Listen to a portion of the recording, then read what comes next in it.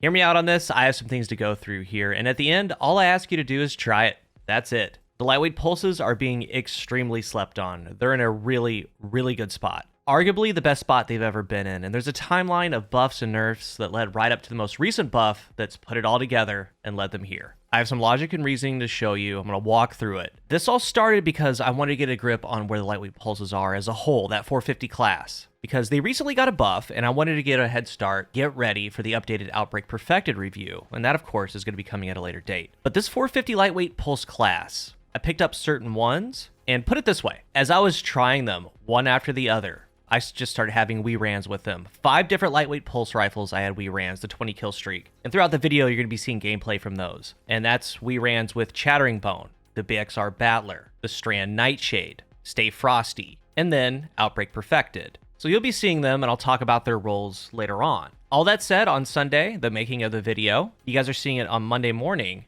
I thought, well, what's a good test? And then it was obviously clear. So I tried it, and yeah, I went in trials, got solo flawless with one of them. And in that section, there's a very cool clip showing exactly what I'm talking about. So my thought process, I mean, at some point, it's a pattern and not so much just a feeling, if that makes sense. The 450s are good. They are straight up good. And also, I just don't make videos to make videos, by the way. A lot goes into a video for me, and I try to choose my time wisely. But I want to show you guys this. This class has never been meta. Maybe like early vanilla D2, maybe. But with the timeline, there's various reasons for that. And when certain things changed, these were still behind. Like, first of all, they have a 0.87 TTK. I'm going to come back to this later, but that's important because the 140s are there. The aggressive pulses are there. Way back in the day, pulses had zoom factors, like hitting 50 plus meters with a 0.67 TTK. At no point would a lightweight pulse cross your mind. No point was it being considered. So the zoom got changed, still no real play, but with that, they had normalization of range. And this is kind of the first step of getting them where they are now, because all weapons got range normalization within the mid-range, not just pulses. But with the pulses, we're getting ready to see a lot of blast furnace, and the top ones can hit max or near max range, 100 on the stat bar. That's capped at 39.95. And the lightweights, they can't get that max range, so a lot are dismissive, but with the normalization, they can get 34, 35, 36 meters, no problem. They can. And when you start comparing, like the hand cannons can cap at 37.5. So the space was opened up a little bit. They're in the thick of it. And that was better for them, but not complete. The next two things made it complete. Because even here, even though they're in the right space, the main reason that held these things back was their damage. Because even with this change, at that time, and this is wild to think about, the TTK numbers before the big sandbox change was 27 to the head at the time. You needed to be super precise, and also you needed to never be in fall off, because the moment you start getting damage fall off, it can't do what it needs to do.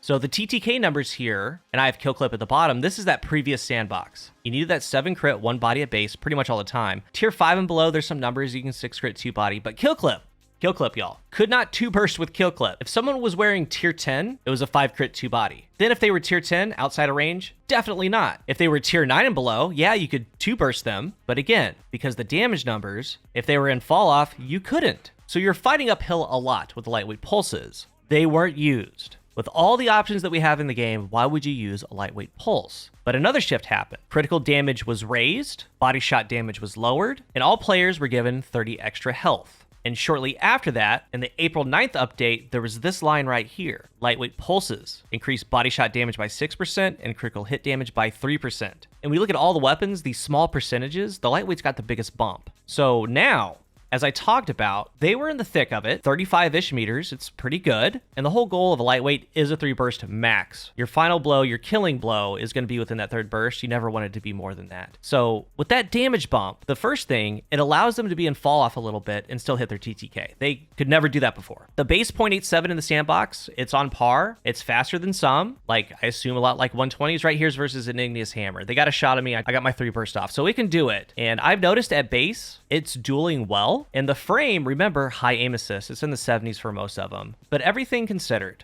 range normalization, the base TTK, the reduction of flinch, they're doing pretty good. But the best part, on all of these weapons, Chattering Bone, Nightshade, Stay Frosty, BXR, they have something similar. That's kill clip. because with Kill Clip, look at the comparison to the original sandbox. The lightweights can now 2-burst anything. Not only that, they can have fall off. And that 2-burst from a lightweight, a lightning fast 0.53. That's one of the fastest TTKs in the game for a damage perk. It's faster than an aggressive frame, a 390, many other weapons. It's pretty much on par with a 122 tap. Remember those days, Rampage 120s? That's a 0.5 TTK, so it's extremely fast. You see some of these streaks. The 2-burst from a lightweight is nuts. And if you're landing, it's guaranteed. Nothing's going to take that away from you now. You don't have to worry about falling off. You don't have to worry about the resilience. Nothing like that. Because in the past, you had to. It will fail you. It did fail you. Nobody used them. Again, high resilience. They were just a touch off distance-wise. And to show you just how fast that is, how much you can count on that. I mean, I ended up getting into a 3v1 in Trials with Chattering Bone. And more on Chattering Bone in a second. But as we went through the round, there was one on the flag. There's one in mid. There's one on the stairs. One ran into my knife. I ended up having Radiant on it. And in the grand scheme, Radiant it helps, but not the end goal of what was getting ready to happen, what I'm getting ready to show. I ended up getting the first one, getting to the second one, and I'm making my way to the flag. They're on the cap point. The door is closed. Like, look at the timer on the flag. I have Kill Clip ready. As soon as I saw them, as soon as that door opened, 2-burst, over. I saved the cap, saved the round. That's how fast that TTK is. Snap of a finger. And the ones that you've seen, like, start talking about Chattering Bone, nuts. It's Headseeker Kill Clip. Double damage perks. Headseeker helps with damage, aim assist, fall off. And remember, because of the fire rate, I've talked about this before. Once you hit that body shot, Headseeker, all of its buffs last for about a half a second, 0.55. It lasts so long that if the fire rate is fast enough, it can carry over. Like, you can go body crit within that time frame, counting the burst delay, bullets 4, 5, and 6 are going to be Headseeker damage, and that's going to stack with Kill Clip, so that's going to be 42s. And after playing with these, I couldn't wait to just start hopping around to different ones. Like, Kill Clip is key. I'm going to talk about that at the very end. But that type of time to kill hasn't been seen in a while. A lot of people don't expect it. I'm positive I went into trials like, oh, Chattering Bone, but they found out.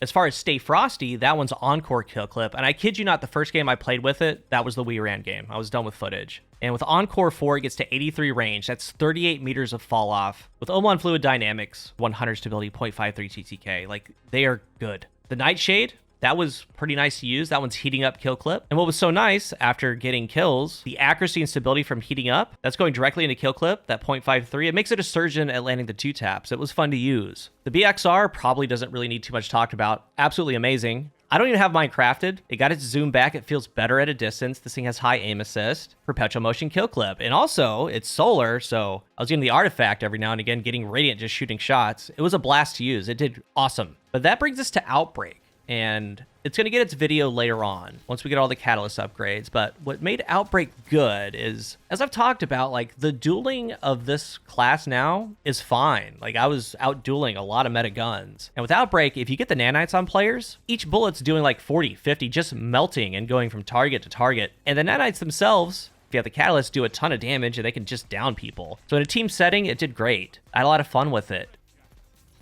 And when we could fully craft Outbreak, I'm going to have some recommendations, some suggestions for you. But as I played games, I was just really excited to go to the next one and the next one, see what I had in my vault, because they all performed so well. And in Trials, Chattering Bone had its moments. Like, the Chattering Bone was very good on Cauldron. But make no mistake, as I'm closing here, I would find a 450 with Kill Clip. And I gave you some examples right there. You could try Headseeker, that's going to be fine. But the pure lethality is Kill Clip, and Kill Clip not being held back anymore. So try that first, branch out from there. I had some good games with bad juju. But just Kill Clip, being able to Kill Clip without restrictions is so big for these. It's massive. They flat out drop people. Big week this week. I plan to get specific rolls for the weapons dropping. So whenever I get those rolls, I'll get my reviews out. Could be Tuesday, could be Wednesday, could be Friday, could be Saturday. We'll see. I couldn't not make this video, guys. I want to talk about them. I want you to try them. I think you're gonna have success with them. You've seen in the gameplay what they're doing, and in your mind, historically, these have been awful, so you probably don't believe it. As I started with, all I ask for you is to try it. If you're new here, remember to hit the subscribe button, and if you are subscribed, thank you so much for your support. Let's talk about the lightweight 450s and their small little buff they got down below in the comment section. Thank you for watching, and until the next one, I am CoolGuy.